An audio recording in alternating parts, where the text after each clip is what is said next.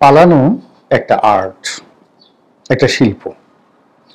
যুদ্ধ করা যেভাবে একটি দক্ষতা, যুদ্ধে জয়লাভ করা যেভাবে একটি কৌশল, এবং জয়লাভ করার পর ক্ষমতা সুসংহত করে সুশাসন প্রতিষ্ঠা করা যেমন সফলতা এবং সার্থকতা, তেমনি যুদ্ধক্ষেত্র থেকে পিছিয়ে যাওয়া এবং যুদ্ধক্ষেত্র থেকে পালিয়ে যাওয়া, এটিও একটা আর্ট, বিশাল আর্ট। এই পৃথিবীতে যত বিখ্যাত গেরিলা যোদ্ধা রয়েছেন, যেমন চে গুয়েভারা, ধরুন নেলসন ম্যান্ডেলা, তারপর শেরশাহ, আমাদের পাক ভারত উপমহাদেশকে বললে সারা দুনিয়ার কিংবদন্তির শাসক শেরশাহ, ওনারা সবাই খুব বিখ্যাত গেরিলা যোদ্ধা ছিলেন এবং সম্মুখ যুদ্ধের চাইতে গেরিলা যুদ্ধ দিয়েই কিন্তু তারা ক্ষমতার শীর্ষ পর্যায়ে পৌঁছে গেছেন। আরও একজন লোক ছিলেন ইখতিয়ার উদ্দিন মোহাম্মদ বিন বখতিয়ার খিলজি। তো এরকম অসংখ্য লোকের নাম আমি বলতে পারবো, যারা যুদ্ধক্ষেত্রে যুদ্ধ করার চাইতে প্রতিপক্ষকে প্রলুব্ধ করে যুদ্ধের মাঠে আনা, তারপর তাদেরকে ঘোরানো এবং তাদের সঙ্গে কোনো যুদ্ধ না করে পালিয়ে যাওয়া। এরপর আবার ফিরে এসে যারা পালাচ্ছিলেন বা ফিরে যাচ্ছিলেন তাদের মধ্যে নতুন একটা সংঘাত তৈরি করা, এবং এভাবে করে করে করে করে তারা এক একটা ইতিহাস তৈরি করে ফেলেছেন। এই কারণে বলা হয় যে যুদ্ধ যেমন একটি সফলতা, যুদ্ধ যেমন একটা কৌশল, যেমন একটা আর্ট, তেমনি যে কোনো যুদ্ধে সৈনিকদেরকে কিভাবে পালাতে হয়, পশ্চাৎপদ হতে হয়, এটা জানতে হবে। এবং সবসময় দেখবেন যে পৃথিবীর সবচেয়ে শক্তিশালী যে প্রাণীগুলো, শক্তিশালী প্রাণী যাদেরকে পাওয়ার ইউনিট বলা হয়, তাদের পিছনের পায়ে শক্তি থাকে। যেমন ঘোড়া, আপনি দেখবেন যে ঘোড়ার যত শক্তি তার পিছনের পায়ে, এবং ঘোড়ার একটা লাথি সঙ্গে সঙ্গে একটা কুমির মারা যায়। তারপর জেব্রার যে শক্তি, তার পুরো শক্তিটাই তার পায়ে, পিছনের পায়ে, এবং জেব্রার একটা লাথি সহ্য করার মতো ক্ষমতা বাঘ কিংবা সিংহের নেই, এত শক্তিশালী। তো আমাদের যে গাড়িগুলো আমরা যে চালাই,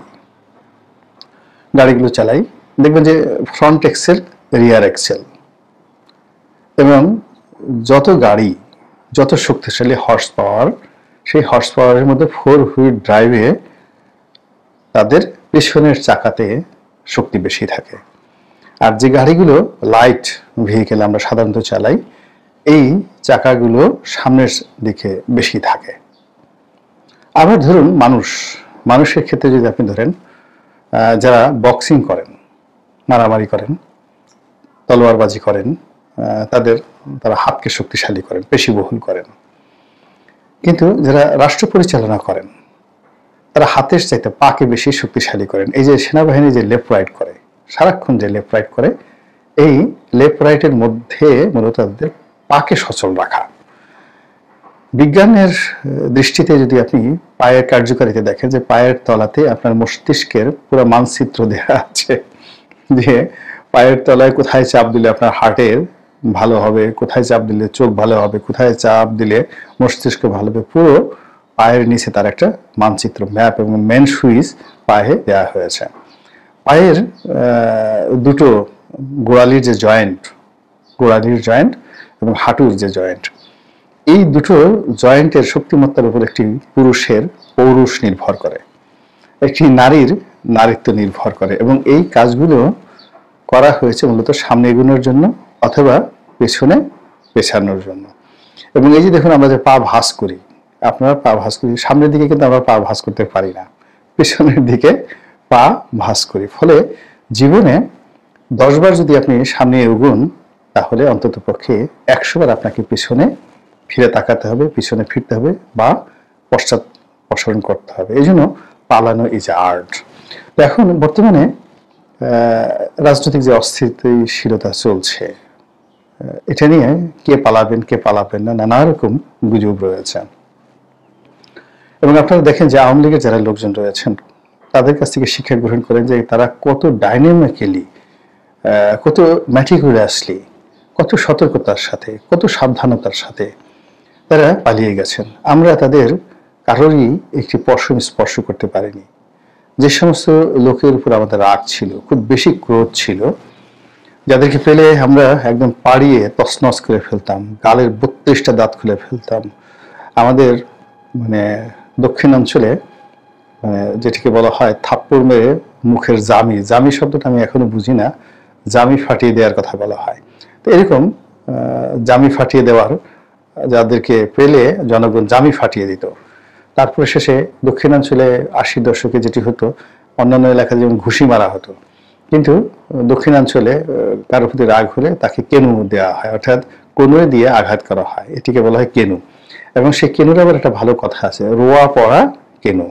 মানে আমরা দানাদার যে গুড় খাই, যেটিকে দানা পড়ে যায় চিনির মতো, ওইরকম দানা পড়া, রোয়া পড়া কেনু। এটা দক্ষিণাঞ্চলে ভীষণ রকম, মানে কারোর প্রতি যদি খুব কেউ বিক্ষুব্ধ হয়ে পড়ে তাহলে বলে যে তোকে রোয়া পড়া কেনু দেওয়া দরকার। এইরকম আওয়ামী লীগের যে সমস্ত লোকের উপর রোয়া পড়া কেনু থেরাপি একেবারে অপরিহার্য হয়ে পড়েছিল, তার একটা লোককেও আমরা ধরতে পারিনি। এর কারণ হল এই লোকগুলো খুবই বুদ্ধিমান। তারা যেভাবে দাপট দেখিয়েছে, হুমকি দিয়েছে, ধামকি দিয়েছে, বড় বড় কথা বলেছে, এবং গত 15টি বছর ধরে আমরা তাদেরকে আজরাইল হিসেবে মনে করেছি। কিন্তু যখনই পরিবেশ পরিস্থিতি প্রতিকূলে চলে গেছে, কোন ফাঁকে ফুরুত করে তারা সবাই নিরাপদে যে কিভাবে চলে গেছে, with their family, with their money, এবং with their asset and everything. আর বাংলাদেশে যা কিছু রেখে গেছে সব লায়াবিলিটিস আমাদের জন্য। এখন এই যে আওয়ামী লীগের যে পালানোর সফলতা, এই সফলতার কারণেই তারা কিন্তু সেখান থেকে আবার ফিরে আসার জন্য স্বপ্ন দেখছে। আর আমরা ভয় পাচ্ছি যে কোনো সময় তারা ফিরে আসতে পারে। বিএনপির জামানাতে বিএনপি ম্যাটিকুলাসলি এভাবে পালাতে পারেনি, অর্থাৎ 11 সময় বিএনপি এভাবে কিন্তু পালাতে পারেনি, খুব অল্প লোক পালাতে পেরেছিল আর কি। কিন্তু দে আর দ্য ম্যানেজ মাস্টার, তারা আবার চমৎকারভাবে ম্যানেজ করতে পেরেছিল। তো যার জন্য তাদের ক্ষয়ক্ষতি কম হয়েছিল, কিন্তু রাজনৈতিক যে তাদের যে ডিজাস্টার, সেই ডিজাস্টার কিন্তু হয়ে গেছে। তো তারা যদি আওয়ামী লীগের মতো ব্যাপক হারে পালাতে পারতো এবং বিদেশে গিয়ে তারা শক্তি সঞ্চয় করতে পারতো, অক্ষুণ্ণ রাখতে পারতো সবকিছু, তাহলে আওয়ামী লীগ এতদিন থাকতে পারতো না। তো এখন যে একটা দোদুল্যমান অবস্থার মধ্যে আছে, অনেকের আমাশয় শুরু হয়ে গেছে এই বর্তমান অস্থিতিশীল অবস্থায়। অর্থাৎ আমি 2025 সনের এই মার্চ মাসের শেষ সপ্তাহের কথা বলছি। অনেকের এই রাজনীতির ময়দানে রীতিমতো ডিসেন্ট্রি, আমাশয় শুরু হয়ে গেছে, আসে ভাব। অনেকের যারা দোয়া দরুদ পড়েন, তসবি টিপতে গিয়ে সুবহানাল্লাহ আলহামদুলিল্লাহর পরিবর্তে অন্য কিছু চলে আসছে। অনেকে ইহতেকাফে বসেছেন ভালো কিছু পাওয়ার জন্য, আবার অনেকে ইহতেকাফ বসার পরও সেটা ছেড়ে দিয়েছেন, টেনশনে ইহতেকাফ হচ্ছে না। তারপর রাস্তাঘাটে হই হুল্লোড় নেই এবং পুরো পরিস্থিতি কেমন যেন একটা ভীতিকর অবস্থা। চারিদিকে শুধু নানা রকম গুঞ্জন, এটা আসবে, ওটা আসবে, এটা হবে, ওটা হবে। এই সব মিলিয়ে এখন সাহস দেখানোর কোনো স্কোপ নেই। তারপরে এখন স্থিতিশীল কোনো অবস্থা তৈরি হওয়ার কোনো প্রেক্ষাপট নেই। এখন যারা সাধারণ মানুষ তারা চুপ থাকবেন এবং ক্ষমতার ছড়ি যাদের হাতে, তারা ক্ষমতার ছড়ি ঘোরাবেন।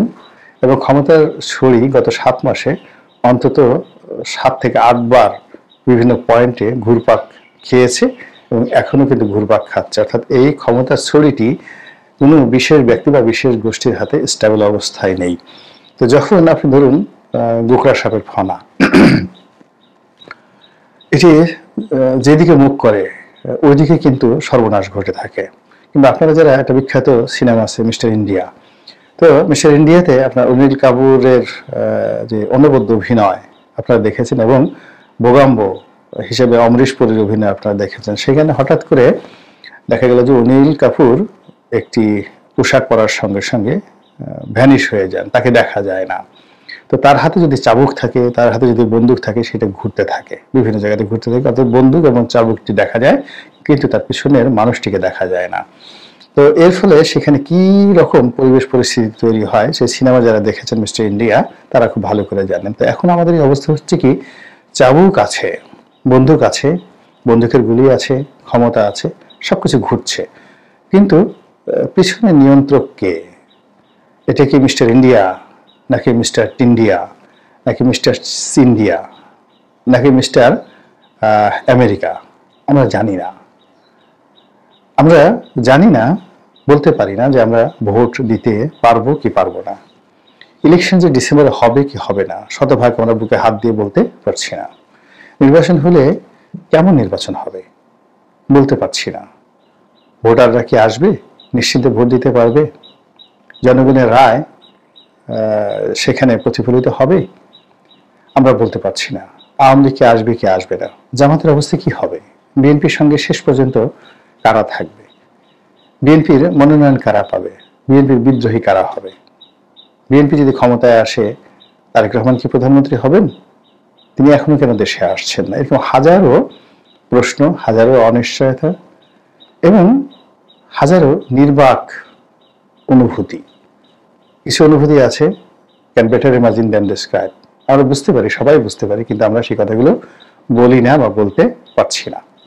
তো আমাদের যে জন্ম, কিভাবে আমাদের জন্ম হলো, পিতামাতার দৈহিক মিলনে আমাদের জন্ম হয়েছে, আমরা জানি, সবাই জানি, কিন্তু আমরা এই কথা কি বলে বেড়াই বা বলতে পারি বা এটার বাস্তবতা তুলতে পারি? এভাবে এই সমাজে, এখন এই রাষ্ট্রে অনেক কিছু হচ্ছে, আমরা দেখছি, কিন্তু আমরা বেকুবের মতো সবকিছু অনুধাবন করছি। তো সেই দিক থেকে এই বর্তমান সময়কে যারা খুব ভয় পাচ্ছেন এবং বর্তমান সময়ের দ্বারা যারা ক্ষতিগ্রস্ত হবেন বলে